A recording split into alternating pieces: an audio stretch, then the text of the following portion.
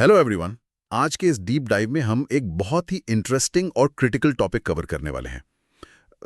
आज हम प्राकृतिक आपदाओं जैसे चक्रवात, सूखा और भूस्खलन के पीछे जो एग्जैक्ट साइंस और डेटा है ना, उसे डिकोड करेंगे। मतलब अक्सर हम सोचते हैं कि ये आपदाएं बस अचानक आ जाती हैं, लेकिन असल में ऐसा नहीं है। इसके पीछे तापमान और हवा के दबाव का पूरा एक सटीक गणित काम कर रहा होता है। बिल्कुल सही कहा। और हमारे चैनल सिविल मार्ग में आपका बहुत बहुत स्वागत है। आज की ये क्लास आपके लिए बहुत ही इम्पॉर्टेंट होने वाली है, क्योंकि इसमें हम वो सारे कॉन्सेप्ट्स और पॉइंट्स रिवाइज करेंगे जो एग्जाम्स में बार बार पूछे जाते हैं। और ये सिर्फ किताबी ज्ञान नहीं है, बल्कि ये समझना है कि प्रकृति असल में कैसे काम करती है। तो चलिए बिना समय गंवाए सीधे अपना रिवीजन शुरू करते हैं। हाँ, क्योंकि ये जो आंकड़े हैं जैसे प्रतिशत और डिग्री, ये सिर्फ रटने के लिए नहीं दिए गए हैं। इन्हीं पर हमारे बचाव की नीतियां और पूरी आपदा प्रबंधन व्यवस्था टिकी होती है। तो सबसे पहले हम बात करेंगे मौसम के उस सबसे उग्र रूप की, जहां पानी और हवा मिलकर तबाही मचाते हैं, यानी चक्रवात या साइक्लोन। जी, चक्रवात को अगर हम एग्जाम पॉइंट ऑफ व्यू से देखें तो इसे एक हीट इंजन की तरह समझना चाहिए। और किसी भी इंजन को स्टार्ट होने के लिए ईंधन चाहिए होता है। चक्रवात बनने की 3 बहुत ही अनिवार्य शर्तें होती हैं। पहली और सबसे जरूरी शर्त यह है कि समुद्री सतह का तापमान यानी सी सरफेस टेम्परेचर कम से कम 27 डिग्री सेल्सियस होना ही चाहिए। मतलब अगर 27 डिग्री से 1 डिग्री भी कम हुआ, मान लीजिए 26 डिग्री है, तो सब कुछ शांत रहेगा। एग्जैक्टली 26 डिग्री पर लहरें अपनी सामान्य लय में रहेंगी, लेकिन जैसे ही पारा वो 27 डिग्री का जादुई आंकड़ा छूता है, वो एक इग्निशन स्विच की तरह काम करता है। इस तापमान पर पानी भारी मात्रा में वाष्पीकरण करके भाप बनता है और अपने साथ लेटेंट हीट ऑफ कंडेंसेशन यानी गुप्त ऊष्मा लेकर ऊपर उठता है।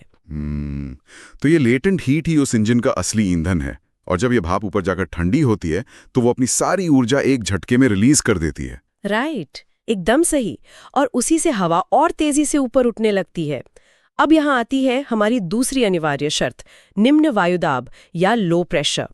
जब हवा तेजी से ऊपर उठती है तो नीचे समुद्र की सतह पर एक खालीपन बन जाता है। इस खालीपन को भरने के लिए आसपास की भारी हवा तेजी से दौड़ती है। इस केंद्र को हम चक्रवात की आंख या आई कहते हैं। ये बहुत विजुअल है, लेकिन यहाँ एक और चीज है जो मुझे हमेशा हैरान करती है। वो है तीसरी शर्त, कोरियोलिस बल। मतलब हवा सीधे उस खालीपन में क्यों नहीं चली जाती, वो गोल क्यों घूमने लगती है? इसके पीछे हमारी पृथ्वी का रोटेशन है। क्योंकि पृथ्वी लगातार पश्चिम से पूर्व की ओर घूम रही है, तो वो जो हवा सीधे केंद्र में जाना चाहती थी, वो कोरियोलिस बल के कारण एक घुमावदार रास्ता लेने पर मजबूर हो जाती है। इसे आप ऐसे समझिए जैसे आप एक घूमते हुए मेरी गो राउंड पर बैठे हैं और बीच में रखी किसी चीज की तरफ सीधे गेंद फेंकते हैं। तो वो गेंद सीधी नहीं जाएगी, बल्कि उसका रास्ता मुड़ जाएगा। क्या बात है, ये बहुत ही सटीक एनालॉजी है। हाँ, और इसी बल के कारण हवाएं भंवर की तरह घूमने लगती हैं। एग्जाम के लिए एक और फैक्ट याद रखना है, उत्तरी गोलार्ध में यानी नॉर्दर्न हेमिस्फीयर में चक्रवात हमेशा घड़ी की सुई के विपरीत दिशा में घूमता है, मतलब anti clockwise. Right, anti clockwise. अच्छा, अगर पृथ्वी अचानक घूमना बंद कर दे तो क्या होगा? क्या ये चक्रवात का घुमाव खत्म हो जाएगा? 100% खत्म हो जाएगा। अगर कोरियोलिस बल ना रहे तो हवाएं बिना घुमाव के सीधे केंद्र में जाके भर जाएंगी, दबाव तुरंत बराबर हो जाएगा और वो तूफान चंद मिनटों में शांत हो जाएगा। वाह, मतलब पृथ्वी का घूमना ही उस तबाही को बनाए रखता है। अब जरा इस साइंस को भारत के भूगोल पर लगाते हैं। हमारे पास बंगाल की खाड़ी भी है और अरब सागर भी, लेकिन नोट्स बताते हैं कि बंगाल की खाड़ी के चक्रवात 4 गुना अधिक शक्तिशाली होते हैं। ऐसा क्यों? पानी तो दोनों तरफ खारा ही है ना? पानी खारा है, लेकिन उस पानी को रखने वाले बर्तन का आकार अलग है। बंगाल की खाड़ी अरब सागर की तुलना में काफी उथली है, यानी शैलो है। उतला होने के कारण सूरज की किरणें पानी को बहुत जल्दी गर्म कर देती हैं। अच्छा, जैसे गैस स्टोव पर एक चौड़े और कम गहरे बर्तन में पानी जल्दी उबलने लगता है गहरे बर्तन की तुलना में। बिल्कुल सटीक उदाहरण दिया आपने। वहां पानी उस 27 डिग्री वाले ट्रिगर को बार बार पार कर जाता है और इसीलिए बंगाल की खाड़ी से उठने वाले चक्रवात बहुत ज्यादा ऊर्जा लेकर आते हैं, जिसका प्रभाव सीधे उड़ीसा, आंध्र प्रदेश और बंगाल पर पड़ता है। जबकि अरब सागर गहरा है तो वहां का पानी ठंडा रहता है और गुजरात या महाराष्ट्र में अपेक्षाकृत कमजोर तूफान आते हैं। बहुत ही क्लियर डिस्टिंक्शन है। हाँ, अब इससे पहले कि हम अपनी अगली आपदा यानी सूखे की तरफ बढ़ें, मैं एक छोटी सी बात कहना चाहूंगी। जी बिल्कुल। अगर आपको ये क्लास और हमारा ये रिवीजन मोड सच में हेल्पफुल लग रहा है तो एक छोटा सा सपोर्ट जरूर करें। आपका एक लाइक, शेयर और सब्सक्राइब हमारे लिए बहुत मायने रखता है। एकदम सही बात है यार। बिल्कुल। आप लोगों का सपोर्ट ही हमें मोटिवेट करता है कि हम इस डीप डाइव में और भी बेहतर और एग्जाम ओरिएंटेड कंटेंट लेकर आएं। तो दिल से सपोर्ट करें और चैनल को सब्सक्राइब जरूर करें। चलिए अब वापस अपने टॉपिक पर आते हैं।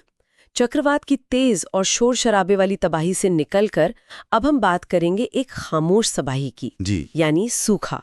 हाँ, ये आपदा रात भर में सब कुछ तबाह नहीं करती बल्कि रेंगते हुए आती है, पानी की अधिकता से सीधा पानी की कमी की तरफ। आईएमडी की क्या स्टैंडर्ड्स हैं इसके लिए? क्योंकि सिर्फ बारिश न होना तो सूखा नहीं होता ना। देखिए, आधिकारिक मानक बहुत ही सख्त हैं। भारतीय मौसम विज्ञान विभाग यानी आईएमडी के अनुसार जब किसी क्षेत्र में वर्षा की कमी उसके दीर्घकालिक औसत या लॉन्ग पीरियड एवरेज से 26% या उससे अधिक हो जाती है, केवल तभी उसे आधिकारिक सूखा माना जाता है। ये 26% का आंकड़ा बड़ा इंटरेस्टिंग है। मतलब 25% कमी पर भी व्यवस्था अलर्ट मोड में नहीं आती, 26% ही वो लाल रेखा है। बिल्कुल। और इसमें भी कैटेगरीज हैं। अगर कमी 26% से 50% के बीच है तो वो सामान्य सूखा है, और अगर कमी 50% का आंकड़ा पार कर जाए तो वो भीषण सूखा बन जाता है। और मुझे सबसे ज्यादा डराने वाला आंकड़ा भारत का ओवरऑल डेटा लगता है। हमारे देश का 68% हिस्सा और लगभग 33% खेती योग्य भूमि स्थायी रूप से सूखे के खतरे में है। हाँ, और ये 26% कोई साधारण डेटा नहीं है, ये एक इकोनॉमिक ट्रिगर है। जब जमीन की नमी खत्म हो जाती है तो बीज अंकुरित नहीं होते और पूरी खाद्य सुरक्षा खतरे में आ जाती है। यहाँ सबसे दिलचस्प बात यह है कि जो मैंने नोट्स में भी देखी, ये सिर्फ खेतों का सूखना नहीं है। जीवन में आने वाला जो सूखा होता है, जैसे नौकरी में देरी या पर्सनल लाइफ का संघर्ष, उससे निपटने के लिए जो मेंटल स्ट्रेंथ चाहिए, वो भी आपदा प्रबंधन का ही हिस्सा है। किसान का मानसिक लचीलापन या रेजिलियंस दांव पर होता है यहाँ। बहुत ही गहरी बात है ये। सरकार मुआवजा दे सकती है, लेकिन उस अनिश्चितता को झेलने की जो मानसिक मजबूती है, वो सबसे बड़ी चीज है। खैर, आसमान की बातें बहुत हो गई, हवा और बारिश की बात हो गई। अब थोड़ा जमीन पर आते हैं। जब पहाड़ खुद अपनी जगह छोड़ने लगे, यानी भूस्खलन। लैंडस्लाइड्स। इसके आंकड़े तो और भी ज्यादा चौंकाने वाले हैं। भारत का 12.6% भूमि क्षेत्र, जो ठीक 0.42 मिलियन वर्ग किलोमीटर बैठता है, वो भूस्खलन के प्रति संवेदनशील है। जी, 0.42 मिलियन वर्ग किलोमीटर, ये कोई छोटा इलाका नहीं है। और जब भूस्खलन की बात आती है तो हिमालय का एकाधिकार है। आपको पता है, दुनिया भर में होने वाले भूस्खलन का 30% हिस्सा अकेले हिमालय क्षेत्र में होता है। 30% मतलब दुनिया के 1/3 लैंडस्लाइड्स सिर्फ एक ही पर्वत श्रृंखला में हो रहे हैं। इसका रीजनल डिस्ट्रीब्यूशन कैसे होता है? घटते क्रम में देखें तो सबसे ज्यादा उत्तर पश्चिमी हिमालय में करीब 66.5%, उसके बाद उत्तर पूर्वी हिमालय आता है 18.8% के साथ, और तीसरे नंबर पर है पश्चिमी घाट, जहां 14.7% भूस्खलन होते हैं। ये 14.7% पश्चिमी घाट का जो आंकड़ा है ना, इसमें मैं रुकना चाहूंगा। मसूरी या हिमालय में तो हम देखते हैं कि पहाड़ गिर रहे हैं, लेकिन पश्चिमी घाट जैसे महाराष्ट्र और केरला, वहां तो पहाड़ बहुत पुराने और स्टेबल हैं। फिर भी वहां ये खतरा इतनी तेजी से क्यों बढ़ रहा है? ये इस चर्चा का सबसे बड़ा विरोधाभास है। हिमालय में जो भूस्खलन होता है वो प्राकृतिक है, क्योंकि हिमालय एक युवा पर्वत है, प्लेट्स टकरा रही हैं और पहाड़ अभी भी बढ़ रहा है। उसकी चट्टानें कच्ची हैं, पानी दरारों में जाता है, चिकनाई का काम करता है और पहाड़ नीचे आ गिरता है। मतलब वो नेचुरली टूट रहे हैं। लेकिन पश्चिमी घाट पे तो ऐसा नहीं है ना? बिल्कुल नहीं। पश्चिमी घाट बहुत स्थिर चट्टानों से बने हैं। वहां जो दरारें आ रही हैं वो काफी हद तक इंसानों द्वारा आमंत्रित की गई आपदा है। अंधाधुंध निर्माण, जंगलों की कटाई और पहाड़ों को डायनामाइट से उड़ाना, इन सब ने उन पुरानी चट्टानों की पकड़ को कमजोर कर दिया है। मतलब पेड़ों की जड़ें जो अब तक मिट्टी को बांधे हुई थीं, वो हमने खत्म कर दी और पानी के प्राकृतिक रास्तों पर कंक्रीट के ढांचे खड़े कर दिए। तो पश्चिमी घाट की तबाही प्राकृतिक कम और मानव निर्मित ज्यादा है। एकदम सही। अब इन सभी आपदाओं को समझने के बाद चलिए देखते हैं कि जमीनी स्तर पर और ग्लोबल लेवल पर इससे कैसे निपटा जाता है। प्रशासन काम कैसे करता है। हाँ, क्योंकि जब तबाही आ जाती है तो उसके बाद शुरू होती है कागजी कार्रवाई, और यहाँ सबसे अहम भूमिका होती है लेखपाल की। जी, लेखपाल आपदा के समय राहत मैनुअल का पालन करता है।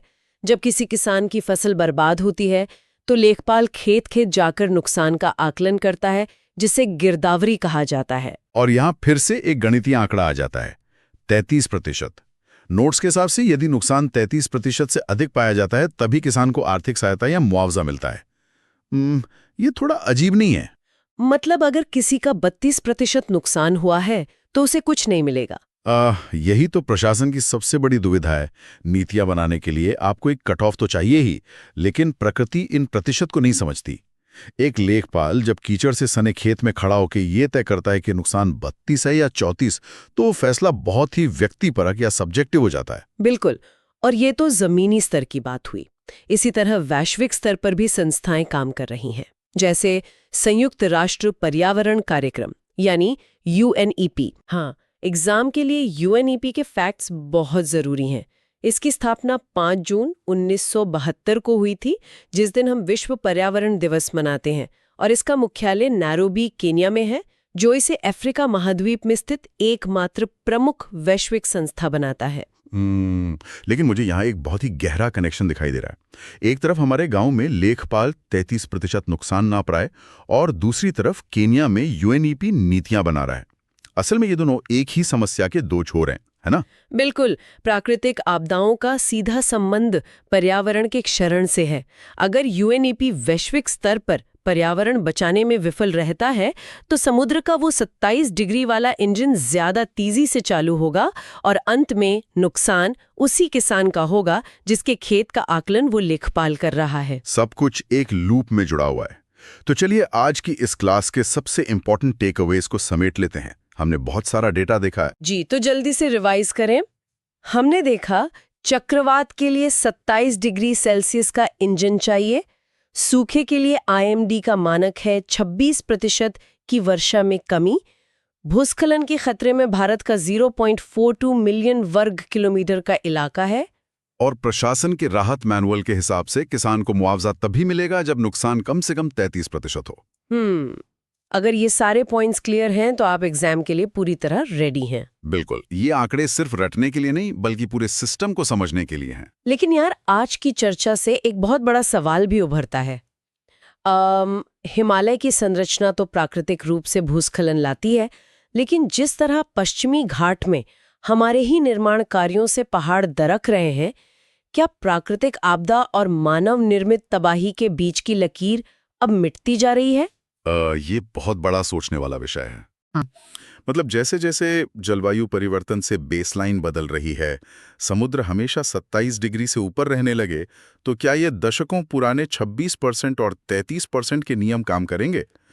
भविष्य में हमारे लिए सबसे बड़ा खतरा प्रकृति होगी या फिर हमारे विकास के अपने ही तरीके? इस विचार के साथ हम आज का ये डीप डाइव यहीं समाप्त करते हैं। जुड़ने के लिए बहुत बहुत धन्यवाद। अच्छे से रिवाइज करते